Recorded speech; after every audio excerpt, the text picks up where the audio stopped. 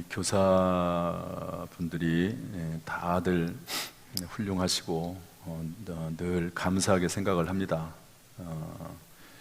얼마 전에 교회에 무슨 일이 있어가지고 하나 부탁을 이제 했는데 잘 이게 안 돼요. 그런데 이 교사들은 매주 나와서 봉사하고 섬기는 일을 합니다. 그 수고가 얼마나 큰지 고마운지 모릅니다. 하나님께서 다 기억하시고 갚아주시기를 주님의 이름으로 축복합니다. 특별히 제가 오늘 기도하다 보니까 이런 기도가 나와서 기도했네요. 교사들 하는 그 수고를 하나님이 기억하셔서 때때로 실수하고 허물도 있고 또 잘못하는 일이 있어도 교사직 계속 감당해야 되니까 불쌍히 여기셔서 그냥 눈 감아주든지 하나님께서 붙잡아 달라고. 그런데 이제 그걸 이제 성경에 로마서에서는 뭐라고 쓰고 있냐면 간과라는 단어를 씁니다. 간과하심으로 그냥 지나치는 거예요. 어떤 잘못이 있으면은 막 굳이 그것을 막 지적하고 꺼내고 들추어내고 이러는 경향이 있는 사람이 있는 반면에 그냥 웬만한 거는 덮어주는 그런 경우도 있지 않습니까? 물론 이제 교육상 또 지적도 해야 될 부분이 있지만 그러나 하나님께서 은혜로 덮어줘야 될 부분도 참 많이 있습니다. 하나님께서 우리 교사들 은혜로 덮어주시기를 주님의 이름으로 축원합니다. 우리 교육자들도 수고를 많이 합니다. 각 부서별로 교육자들이 한 분씩 계시면 좋겠지만 그렇지 못합니다. 여러분들이 요즘 한국 교회 교육자 상황을 어떻게 이해하는지 모르겠지만 무슨 신학교에 신학생들이 차고 넘치는데 교육자들이 없나 그럴 수 있지만 코로나 이후에 아주 중요한 큰 변화가 하나 생겼습니다. 그게 뭐냐면 교육자들이 대학이나 대학원을 졸업해도 목회를 안 한다는 겁니다. 그래가지고 50% 평균적으로 50%는 예를 들면 100명이 만약에 신학대학을 졸업했다, 대학원을 졸업했다 그러면 50명은 목회를 안 합니다. 어떤 기수는 80명이 목회를 안 하는 그러한 시대가 돼버리고 말았습니다. 코로나 이전에는 안 그랬는데 코로나 이후에 그런 현상이 생겨버렸어요. 우리 교회에. 그래서 이제 제가 정말 교육자들에게 감사하는 것은 홍 전사님이 영화부도 맡고 유치부도 맡고 박상원 전도사님은 중고등부 학생부도 맡고 청년부도 맡고 이렇게 하고 있습니다. 그래서 박상원 전사님한테는 이제 학생부하고 청년부의 이 두 가지 일에 전념할 수 있도록 되도록이면은 다른 일들을 이렇게 좀 줄이려고 안 하는 건 아니고요. 안 할 수가 없습니다. 줄이려고 생각을 하고 있습니다. 박상원 전사님이 유초동부 전도사였는데 지난 주일날 인사를 했나 봐요. 그런데 막 아이들이 울어가지고 왜 다른 부서로 옮기냐고 또 저한테 직접 찾아와가지고요. 박상원 전사님 왜 다른 부서로 옮기냐고 그냥 있게 해달라고 저에게 그렇게 압력을 넣는 아이들도 있었습니다. 어떤 교사는 울기도 하더라고요. 아무튼 열심히 해주셔서 고맙게 생각을 하고요. 어떤 교육자들 이번에 새로 오신 신목사님을 포함해서 아주 다들 성실하게 잘하고 있습니다. 임영희 전사님은 우리 교회는 벌써 15년째 하고 있습니다. 15년째. 그래서 원래 여전사님은 정년이 65세거든요. 목사님들은 70세고. 근데 저나 김기성 장로님이나 또 장로님들이 건강만 허락하면 계속해서 사역을 하시라고 그렇게 말씀도 드렸습니다. 교육자들에게 감사의 말씀을 또한 드립니다. 시간이 벌써 22분이라서 그냥 마칠까요? 설교 시간이 없어요. 23분으로 방금 바뀌었습니다. 근데 저는 이제 최대 10분 넘는 거를 예배 시간을 딱 맞추는 거를 좋아하고 10분 넘는 거 이상은 제 스스로가 허용이 안 돼서 어쨌든 10분은 넘지 않도록 그렇게 하도록 하겠습니다. 요즘 사사기를 같이 공부하고 있는데요. 참 다시 읽지만 참 귀한 말씀들이 많습니다. 우리 짧게 좀 살펴보는데 우리 8장 3절 말씀 다 같이 읽어보겠습니다. 8장 3절 말씀 다 같이 시작. 하나님이 미디안의 방백 오렙과 내가 한 일이 어찌 능히 너희가 한 것에 비교되겠느냐 하니라. 기드온이 이 말을 하매 그때에 그들의 노여움이 풀리니라. 기드온이 미디안 사람들하고 싸워서 이겼거든요. 기드온이 사사입니다. 사사. 새벽기도 나오시는 분들은 알 텐데 사사와 왕이 다릅니다. 왕은 한번 왕이 되면 자손 대대로 이렇게 왕위가 이어지는 거고, 사사는 그때그때 하나님께서 필요에 의해서 쓰시고 그 사사가 살아있을 동안 40년, 80년까지는 아니지만 40년 정도 이렇게 보통 하나님이 쓰시면 그 다음에는 이렇게 또 다른 분을 필요에 따라 하나님이 쓰시는 그런 형태입니다. 기드온이라고 하는 사람이 일어나서, 사사가 일어나서 미디안 사람과 싸워서 이겼는데 돌아와 보니까 에브라임 사람들이 시비를 거는 거예요. 야, 너 싸우러 나갈 때 왜 우리는 안 불렀냐? 우리는. 에브라임이 누구냐면 요셉의 둘째 아들입니다. 12지파 중에서 제일 강성합니다. 그런데 자기들이 지파의 크기로 인해서 이 프라이드, 자부심이 있는 거죠. 우리가 제일 강대한 그런 지파다. 그런데 자기를 안 불렀다고 얘기합니다. 자기들은 싸움에 나오지도 않고 우리는 목숨 걸고 싸웠는데 도대체 이게 무슨 말인가? 얼마나 속이 상합니까? 그런데 기드온이 뭐라고 말하냐면, 어떻게 내가 행한 일이 당신들과 비교가 되겠습니까? 에브라임의 끝물 포도가 다 거두고 나서 맨 마지막에 남아있는 짜투리 같은 그런 포도가 우리의 만물 포도, 처음 거두는 아주 큰 포도보다 훨씬 더 뛰어나지 않습니까? 그러면서 한껏 높여줍니다. 그러니까 이 말을 듣고 에브라임 사람들이 그냥 마음이 풀어져가지고 노여움을 풀고 문제가 되지 않았다, 이런 말이 이제 오늘 성경의 말씀이거든요. 그런데 이제 나중에 기드온 말고 다른 사사가 이제 읽다 보면 나오거든요. 다른 사사가 또 이런 일이 있었습니다. 에브라임 지파를 안 불렀는지, 아니면 에브라임 지파가 좀 지체를 했는지 어쩐지는 모르지만 어쨌든 또 참여를 안 하니까 또 와서 그 사사한테 이야기를 합니다. 그랬더니 그 사사는 받아주지 않습니다. 그래가지고 에브라임 지파와 싸웁니다. 에브라임 지파가 지죠. 이런 일들이 일게 됐는데, 어쨌든 여기에서는 이 기드온은 노여움을 풀어줍니다. 이 교사들은 말을 하는 사역이거든요. 물론 이제 유초동부 아이들 많이 놀아주기도 하고 막 그래야 되긴 하지만, 어쨌든 놀아주는 것만으로 다는 아니니까, 놀아주는 것은 필수적이고 좋은 일이긴 하지만 무언가 아이들에게 심어줘야 되거든요. 하나님의 말씀을 심어주는 역할을 해야 되는 겁니다. 무슨 행동을 통해서도 심어줄 수 있지만 말을 통해서 심어주게 되는데, 참 말이라는 것이 중요합니다. 언어에 대해서 꼭 기억해야 될 것은 뭐냐면, 하나님이 듣고 계신다 하는 겁니다. 한번 따라합시다. 하나님이 듣고 계신다. 이스라엘 백성들이 가나안 땅에 와서 이제 정탐꾼을 12명을 보내지 않습니까? 그런데 이제 그 중에 10명은 부정적인 보고를 하고 두 명은 긍정적인 보고를 합니다. 여호수아 갈렙이죠. 그때 뭐라고 합니까? 우리가 애굽에서 나오지 않았으면 좋았을 뻔했다. 차라리 광야에서 죽었으면 좋았을 뻔했다. 이렇게 이야기하니까 하나님께서 그 이야기를 들으시고 뭐라고 말하냐면, 내 귀에 들린 대로 내가 해주겠다. 한번 따라합시다. 내 귀에 들린 대로. 그러니까 하나님이 듣고 계신다는 말이죠. 그래서 물론 이제 그냥 평소에 엄마와 딸 사이에 수다 떠는 거야 그거 가지고 하나님께서 트집을 잡겠습니까? 하나님께서 뭐라고 하시겠습니까?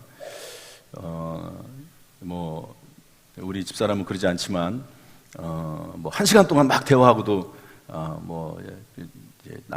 나중에, 자세한 얘기는 나중에 더 하자고. 그런데면서요. 어쨌든, 그냥 일반적으로 대화하는 것 가지고 이야기하는 것이 아닙니다. 우리가 살다 보면 정말 언어에 있어서 중요한 순간이 있습니다. 중요한 순간이 있어요. 이 말 한마디를 통해서 상대방에게 영향이 클 때가 있고요. 그 결과가 나에게 돌아올 때가 있습니다. 그런 부분에 있어서는 언어를 조심해야 되고, 그리고 그 언어 표현을 잘해야 된다. 그러니까 언어라는 게요, 진심도 중요하지만 표현이 중요하더라고요. 뭐가 중요하다고요? 진심도 중요하지만 표현이 중요합니다. 표현이. 그 마음은 그게 아닌데 표현이 상대방의 마음에 상처를 주는 표현들을 하는 경우가 있어요.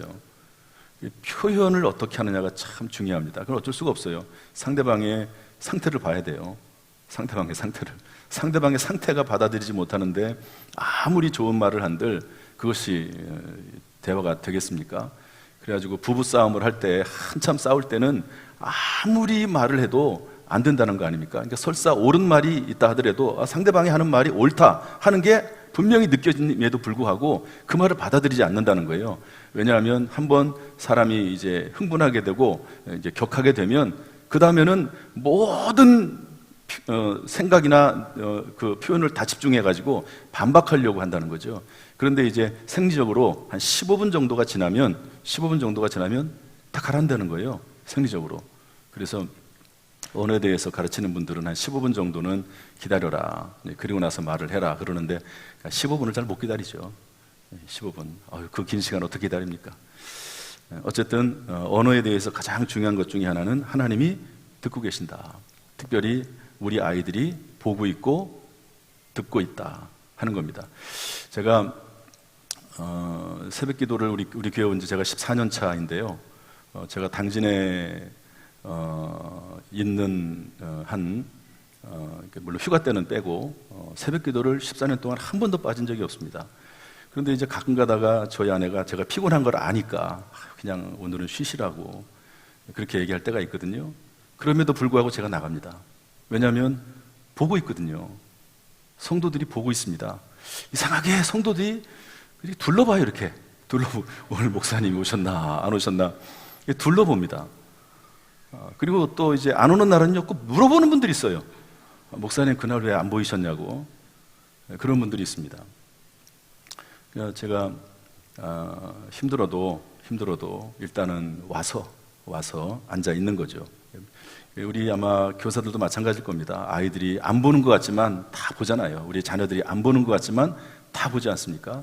안 듣는 것 같지만 다 듣습니다. 그러니까 그런 부분이 있어서.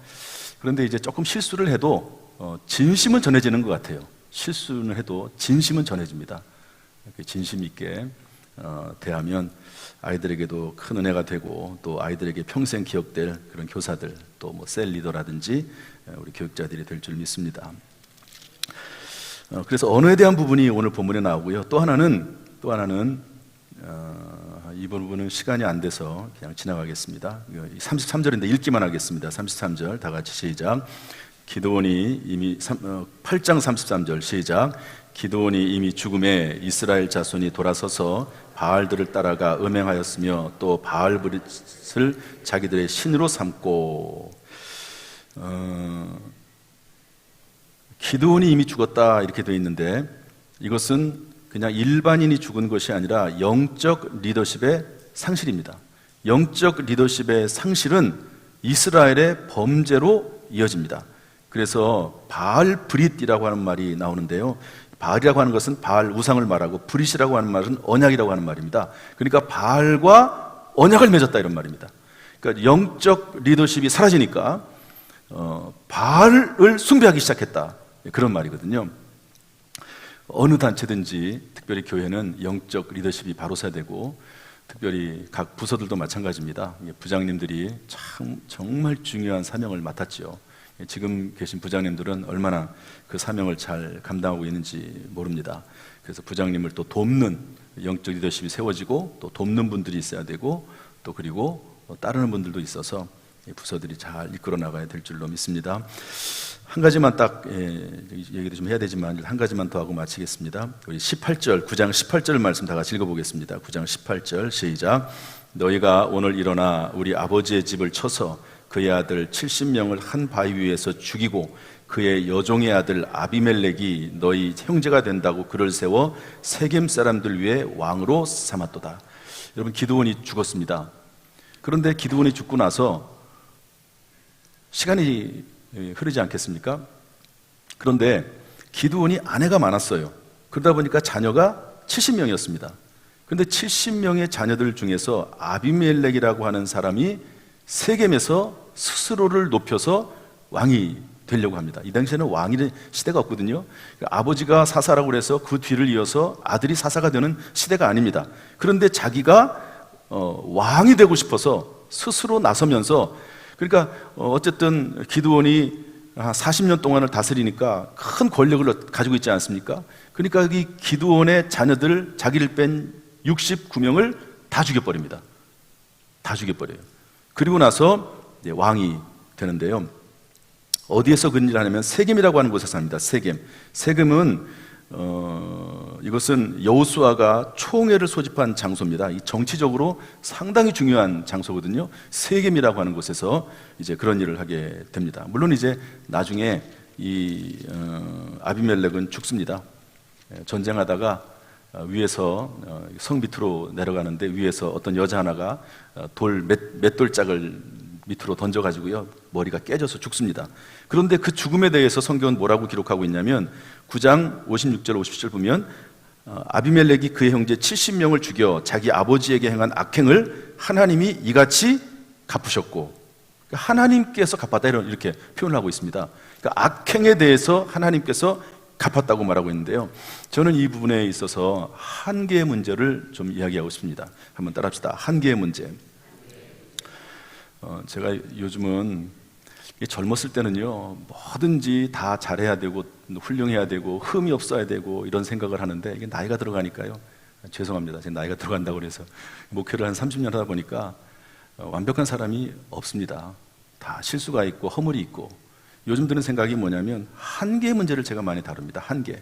그냥 다 똑같아요. 여러분, 저나 여러분이나 뭐 다 비슷비슷합니다. 그런데 문제가 뭐냐면 한계를 넘어서는 게 문제예요. 교회도 어떤 사람이 문제냐면 한계를 넘어서는 게 문제예요. 한계를. 그러니까 웬만한 것들은 뭐 서로 뭐 상처를 줄 수도 있고 받을 수도 있고 그렇습니다. 그런데 한계를 넘어서는 게 있어요. 한계를. 그래가지고 한계를 넘어서는데요, 이 아비멜렉이 어떤 한계를 넘어섰습니까? 형제 69명을 다 죽입니다. 그런데 여기 보면은요, 여종의 아들이라고 되어 있습니다. 여종. 그러니까 첩의 아들이라는 말, 쉽게 말해 첩의 아들입니다. 첩 중에서도 여종의 아들이거든요. 그러니까 얼마나 자라면서 그 형제들에게 그런 모멸감과 멸시를 당하면서 자랐겠습니까? 그건 충분히 이해가 돼요. 그런데 그렇다고 해서 형제들 69명을 다 죽일 수는 없는 거죠. 한계를 뛰어넘어버린 겁니다. 여러분, 야곱의 아들 시몬과 레위가 디나, 자기 여동생 디나가 강간을 당했을 때 세겜 추장에게 그 할례를 받게 하고 그 나라에 있는 그 지방에 있는 모든 사람들을 다 죽이지 않습니까? 그 할례 받고 이 어려움 가운데 있을 때, 고통 가운데 있을 때 한계를 넘는 겁니다. 상대방이 잘못한 것은 오케이, 맞아요. 그러나 그렇다고 해서 내가 한계를 또 넘어가면 그것도 하나님께서 보시기에 옳지 않은 것이라고 성경은 말씀을 하고 있는 것입니다. 고라의 반역 같은 경우도 마찬가지죠. 하나님께서 모세를 지도자로 세웠어요. 그러면 하나님이 세우신 그 리더십 안에 들어가는 게 맞습니다. 그런데 그것을 뛰어넘어가지고 모세를 내쫓고 모세를 심지어 죽이고 그리고 자기들이 그 자리를 차지하려고 하는, 이것은 하나님께서 세우신 리더십의 한계를 뛰어넘고 벗어나려고 하는 거거든요. 여러분, 자동차에는 악셀레이터가 있고 브레이크가 있습니다. 악셀레이터는 달릴 땐 달려야 되죠. 그러나 브레이크를 밟을 때는 밟아야 되는 겁니다. 브레이크를 밟을 때는 밟아야 되는 거죠. 그래서 이 악셀을 밟을 때와 또 브레이크를 밟을 때를 잘 구분할 수 있는 게 그것이 지혜이고요. 그것이 하나님의 심판과, 우리 예수 믿는 사람도 하나님의 심판이 있습니다.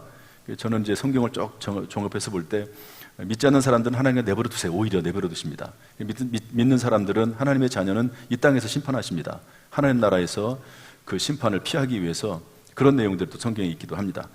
그래서 우리가 사명을 이제 각 부서들도 마찬가지죠. 부장님의 역할이 있고 총무의 역할이 있고 회계서기의 역할이 있습니다. 제가 여전도에 모임을 하면은 항상 그 역할에 대한 부분을 제가 꼭 얘기를 하거든요. 역할이 분명해야지만이 그래야지만이 그 공동체가 평안합니다. 우리 교회도 우리 장로님들의 역할이 분명하거든요. 각자 맡은 역할들이. 그러니까 교회가 뭐 회의를 하다가도 이 부분은 누구 장로님 소관입니다. 그러면 그렇게 하면 끝나는 거죠. 뭐 그거 가지고 더 이상 뭐 얘기할 게 뭐가 있습니까? 그건 장로님이 알아서 하시는 거지. 저도 마찬가지죠. 제가 하지 않는 영역은 제가 손대지 않습니다. 제가 할 영역이 아니니까 하지도 못하고 그렇게 되는 거죠. 그래서 한계를 절 따라합시다. 한계를 뛰어넘지 말라. 이게 좀 어떤 한계를 넘어야 된다고 막 가르치는데요. 하나님 안에서 한계를 뛰어넘으면 안 됩니다. 한계를 벗어나면 안 됩니다. 그래서 하나님 안에서 성경에는 로마서에서는 그걸 갖다가 분수라는, 옛날 성경에는 분수라는 말을 썼습니다. 지체론을 얘기하면서 눈이 있고 코가 있고 입이 있고 손과 발이 있는데 각자 역할이 있다. 분수에 맞게, 믿음의 분량에 맞게 행동하도록 그렇게 권면하고 있습니다. 나의 사명이 무엇인지를 잘 발견해서 그 안에서 또 그러면서도 서로 돌아보고 사랑과 선행을 격려하고 그러면서 우리 부서들이 더욱 발전하고 부흥할 수 있기를 주님의 이름으로 축원합니다. 하나님께서 우리 교사들과 우리 성도들에게 큰 은혜 베풀어 주시고 이 땅에 사는 동안 때때로 실수와 허물이 있다 할지라도 예수 그리스도의 십자가의 보혈로 덮어주시고 승리하게 하시고 그리고 그 모든 삶의 변화도 일어날 수 있도록 도우시기를 주님의 이름으로 축원합니다. 축원합니다. 기도하겠습니다.